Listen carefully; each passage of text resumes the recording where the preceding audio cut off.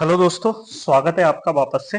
और हमने लास्ट जो टर्म थी उसमें लगभग लगभग पोटेंशियल एनर्जी और पोटेंशियल से रिलेटेड जो भी चीजें थी वो लगभग सारी देख ली थी।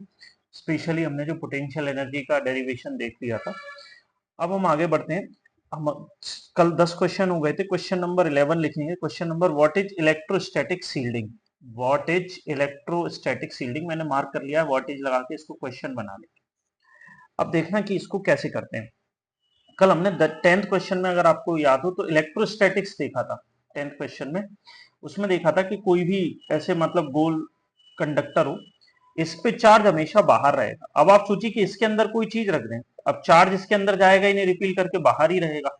तो ये क्या होगा कि चार्ज से बचा रहेगा। क्या रहेगा ये? चार्ज से बचा रहेगा। इसका मतलब ये, अगर किसी चीज को चार्ज से बचाना है तो उसे कंडक्टर से पैक कर दीजिए, जिससे चार्ज क्या है, कंडक्टर के सरफेस पे बना रहे, अंदर ना जाए। ये कहलाती है इलेक्ट्रोस्टैटिक शील्डिंग, जो ऊपर लिखी हुई है। बस इसको पढ़ लेते हैं एक बार। आज थ्योरी थ्योरी के ही कंसेप्ट है, तो आप पूरे के पूरे theory concept. The process of protecting certain field from external electric field. Certain field, कुछ चीजों, फील्ड मतलब कुछ जगह, कोई जगह है या कुछ है, उसको एक्सटर्नल इलेक्ट्रिक फील्ड से बचाना, क्या कहलाता है? इलेक्ट्रोस्टैटिक शील्डिंग कहलाता है। We know that inside a hollow conductor electric field is zero. इसके अंदर इलेक्ट्रिक फील्ड जीरो होती है। कल ही बताया था। क्यों? क्योंकि चार्ज बाहर आ जाता है। आप कमेंट में बताइए कि पोटेंशियल कितना होता है अंदर। अगर आप, जरूर कमेंट करिए ध्यान से। So so to protect some instrument from external field, कुछ भी इंस्ट्रूमेंट इसके अंदर रखें वो एक्सटर्नल फील्ड से असर ना पड़े। They are enclosed in hollow conductors, उन्हें हॉलो कंडक्टर्स में बनाया जाता है। प्लीज आप एक काम और करिए, इसमें अगर आप फेयर कॉपी जो भी लिख रहे हैं, मतलब जो लोग मुझे कांटेक्ट करते हैं, जो लोग लिख रहे हैं, वो लोग क्या करें कि इसमें फेयर कॉपी बनाते में एक डायग्राम और बना दें। जैसे ये फील्ड बना दिया और इसके बाद बाहर ये बना दिया। अब इस पे चार्ज चाहे नेगेटिव बना दें चाहे पॉजिटिव, क्योंकि रिपील करके वो दूर ही जाएगा, ऐसे। और फिर इसके नीचे शील्डिंग लिख दें, इलेक्ट्रोस्टैटिक शील्डिंग, इलेक्ट्रोस्टैटिक। और ये इसमें मिल जाएगा, तो ऊपर लिखा हुआ है तो आपको उसमें से देख के लिख दीजिए, इलेक्ट्रोस्टैटिक शील्डिंग। ये डायग्राम सफिशिएंट है, काम हो जाएगा। मेरे हिसाब से क्वेश्चन नंबर 11 आपको समझ में आ गया होगा। बहुत ही छोटा सा क्वेश्चन है, कोई बहुत बड़ी चीज नहीं। अब क्वेश्चन नंबर 12, ये तो क्वेश्चन ही लिखा है, what is dielectric. Dielectric क्या है? अब देख लीजिए, मैंने कल आपको बताया, कल से पढ़ रहे हैं, कंडक्टर्स को कैसे इस्तेमाल कर लिया इलेक्ट्रोस्टैटिक में, वो तो हो गया। अब नॉन कंडक्टर्स होते हैं, उन्हें कैसे इस्तेमाल करते हैं वो मैं अभी बताता हूँ। और वो बताने से आपको समझ में आएगा कि डाइलेक्ट्रिक्स क्या होते हैं। कमेंट में मुझसे पूछा भी था शुरुआती में, फर्स्ट चैप्टर में, कि डाइलेक्ट्रिक क्या होते हैं, वो बताता हूँ। जैसे मान के चलिए कि किसी जगह पॉजिटिव चार्ज है, मान के चलते हैं, और इस तरफ सामने हमने एक प्लेट लगा ली, उस पर नेगेटिव चार्ज है ये। अगर बीच में हम वैसा मटेरियल भर दें कुछ जो कंडक्टर ना हो, तो क्या होगा, इसके सारे, ये पॉजिटिव है, अट्रैक्शन की वजह से सारे इलेक्ट्रॉन यहाँ आके लग जाएंगे, तो पूरे के पूरे इलेक्ट्रॉन इस तरफ आ जाएंगे। तो यहाँ प्रोटॉन बचेंगे, तो इस तरफ प्लस हो जाएगा। तो वो जो पहले टोटल फील्ड थी, कैपिटल ई मान लेते हैं, उसमें ये जो अंदर वाली फील्ड है, इसको ई के लिख लेते हैं। ई के कम हो जाएगी, ई के का डायरेक्शन उल्टा, ई के कम हो जाएगी। मतलब डाइलेक्ट्रिक मीडियम भरने से हम इलेक्ट्रिक फील्ड को चेंज कर सकते हैं, कम कर सकते हैं। अब कुछ लोगों को लगेगा कि कम क्यों कर रहे हैं फोर्स को, हमें तो फोर्स लगाने की जरूरत पड़ती है। वो अभी आप समझ जाओगे, जैसे ही हम कैपेसिटेंस पे पहुंचेंगे आपको समझ में आ जाएगा कि ई को कम करना पड़ता है, वी को कम करना पड़ता है, इसकी कैपेसिटी बढ़ जाती है ज्यादा चार्ज भरने की, वो अभी हम देखेंगे। मेरे हिसाब से आप समझ गए होंगे कि डाइलेक्ट्रिक का कंसेप्ट क्या है, अगर टोटल फील्ड कम हो जाती है, मतलब ऐसे। एक और हमने, ये अभी बाद में देख लेंगे। एक और चीज कि अगर आप चैनल पे अभी आए हैं तो प्लीज सब्सक्राइब कर लीजिए, प्लीज प्लीज प्लीज सब्सक्राइब कर लीजिए। हो सके तो लोगों को शेयर करिए और उस पर सब्सक्राइब कराइए, आपका बेनिफिट है। आप अगर ज्यादा अच्छा सब्सक्रिप्शन लाएंगे, दूसरा लाइक्स को ज्यादा प्रेफर करिए, जितने भी वीडियोज हैं उनमें आप शेयर करके और लाइक्स दिलवाइए, जितने ज्यादा होंगे आप, मैं गारंटी देता हूं, मैं आपको पूरे न्यूमेरिकल भी सॉल्व करवा दूंगा। अगर आप लोग मुझे ठीक ठाक रिस्पॉन्स देते हैं, कोई दिक्कत ही नहीं आएगी किसी तरीके की। अब आते हैं क्वेश्चन नंबर 12 पे, व्हाट इज डाइलेक्ट्रिक। तो डाइलेक्ट्रिक कैसे यूज होता है ये तो मैंने बता दिया। अब आपके दिमाग में कच्चा खाका, dielectric are non conducting material substances. सबसे पहले सब्सटेंस या मटेरियल कुछ भी लिखते हैं, which are insulating material, insulating होते हैं, टच नहीं कराएंगे। जैसे यहाँ कंडक्टिंग प्लेट है, यहाँ कंडक्टिंग प्लेट है, और ये इंसुलेटिंग रहेंगे। Are bad conductors of electric current, ये इलेक्ट्रिक करंट के बैड कंडक्टर होते हैं।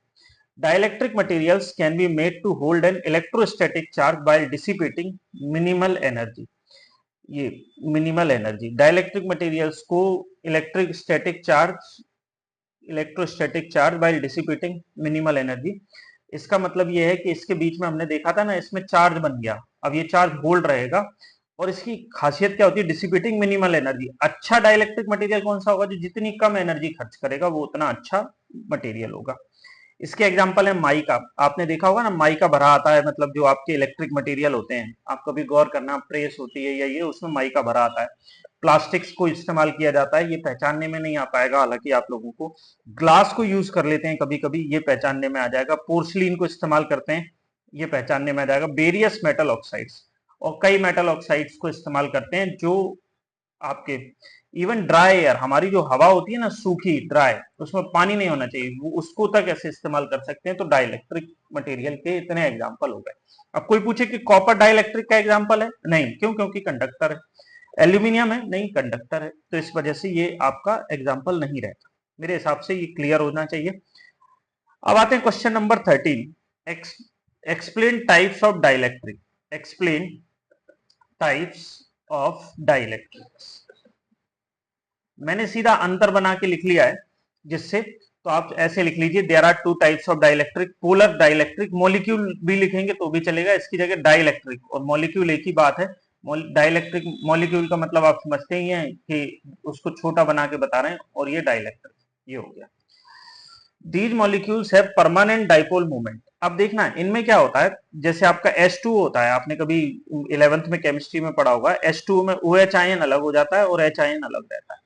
मतलब ये हाइड्रोजन बॉन्ड बनता है इसी वजह से कि पोलैरिटी रहती है, एक नेगेटिव अलग और पॉजिटिव अलग पहले से ही अलग रहता है, तो उनमें एक डाइपोल मूवमेंट पहले ही रहता है। ये बात याद रखेंगे, जब प्लस माइनस अलग रहेगा तो डाइपोल मूवमेंट कैसा रहेगा, अलग रहेगा सबसे पहले।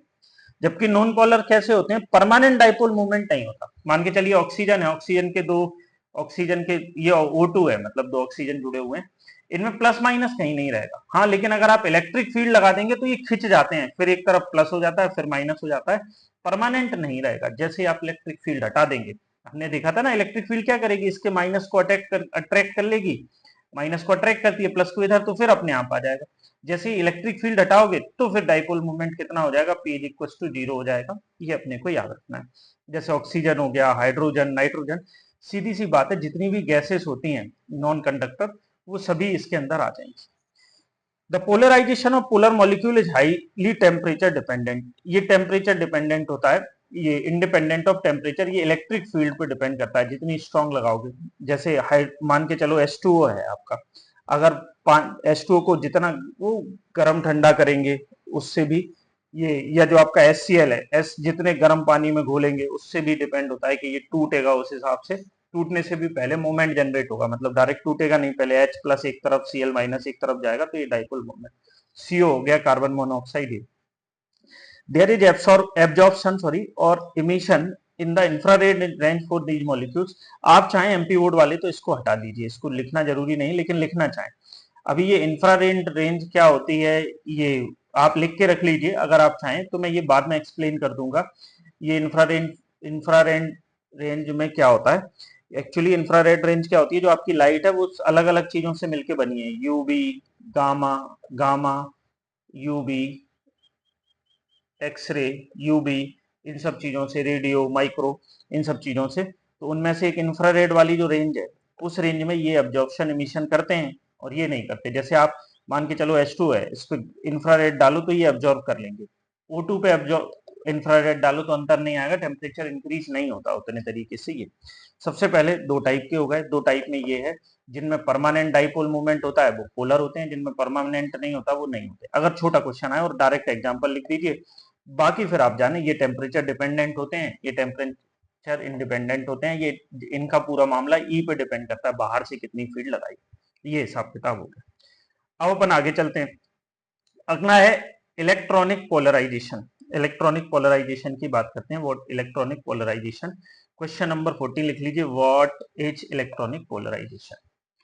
अभी हमने देखा ना कि जैसे मान के चलिए कोई है नॉन पोलर सब्सटेंस, उसमें प्लस और माइनस एक ही जगह है।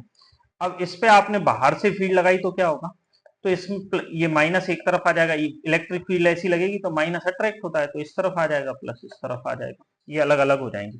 बस ये जो अलग अलग हुए ना इलेक्ट्रिक फील्ड के एप्लीकेशन से, न्यूक्लियस या जो भी चीजें वो अलग अलग, ये जो अपोजिट डायरेक्शन में चली गई चीजें, एक जो पॉजिटिव नेगेटिव है, तो ये क्या कहते हैं आपके, ये इलेक्ट्रॉनिक पोलराइजेशन कहलाता है।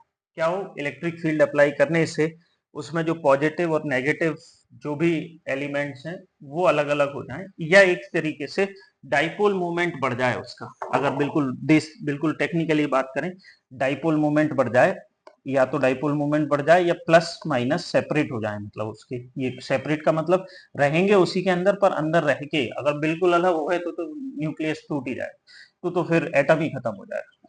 Electronic polarization occurs due to the displacement of positively charged nucleus। सबसे पहली चीज, इलेक्ट्रॉनिक पोलराइजेशन किस वजह से, displacement of positively charge nucleus and negatively charge electron.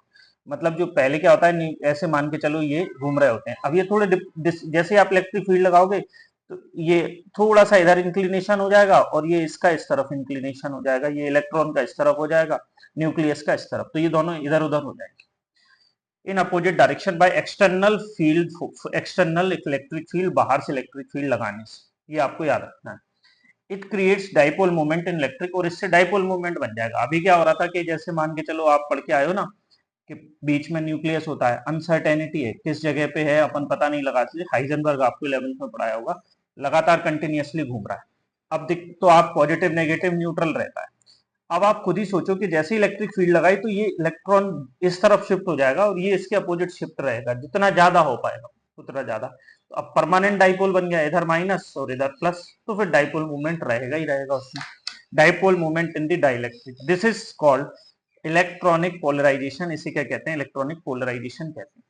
इसके बाद ये फॉर्मूले लिखे हुए हैं, ये आप ऐसे के ऐसे लिख लेना, याद कर लेना, इनसे सवाल तो कभी आएगा नहीं, no numerical from this here, बिल्कुल, क्योंकि ये एनसीईआरटी में उतना इंपॉर्टेंट नहीं है, वो यहाँ लिख लिया है, ये आप बस केवल लिख लेना कि क्या है।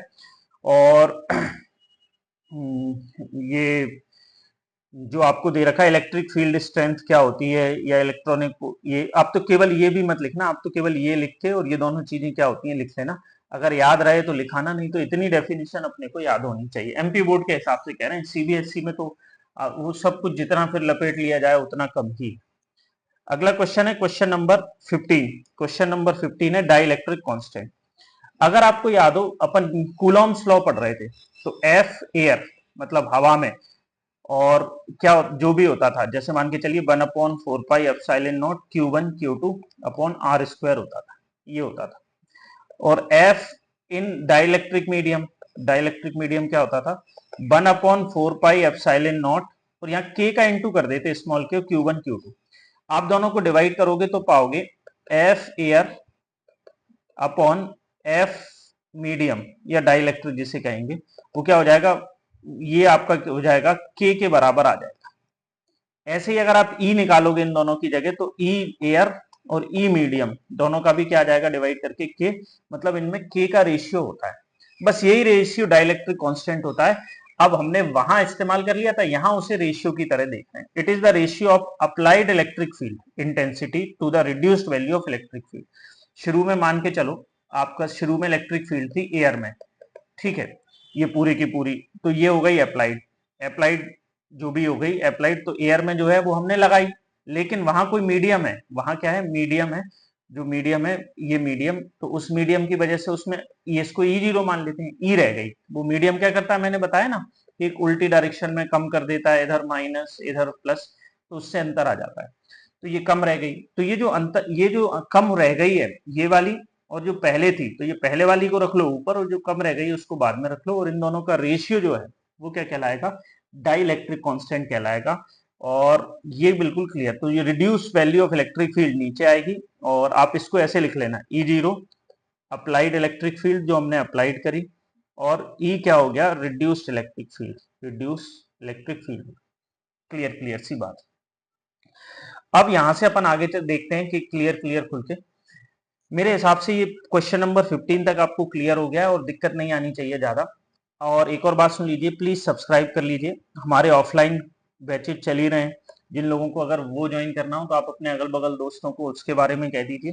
ऑफलाइन क्लासेस में कंफर्म है ये जो पढ़ा रहे हैं ये तो रहेगा ही, plus numerical plus objective type, plus आपके जब तक फाइनल एग्जाम होंगे ऑलमोस्ट ये मतलब आप हमारे ओल्ड स्टूडेंट से रिव्यू लेंगे तो पाएंगे कि जितना भी हमारा जो भी स्टूडेंट होता है वो जब 12 एमपी बोर्ड का फाइनल एग्जाम चल रहा होता है तो बस फिजिक्स नहीं पढ़ रहा होता है। क्यों? क्योंकि उसे पूरे साल भर हम इतना लिखवा देते हैं, इतना पढ़वा देते हैं कि ठीक है अब नहीं पढ़ना, बोले बोले एक बार रिवाइज कर लेंगे, पेपर के 4 दिनों में काम हो जाएगा। रोज हर दूसरे चौथे दिन टेस्ट लेते रहते हैं। तो अगर आप ऑफलाइन ज्वाइन करना चाहते हैं तो भी हम बने तो भी जो है कांटेक्ट करिए।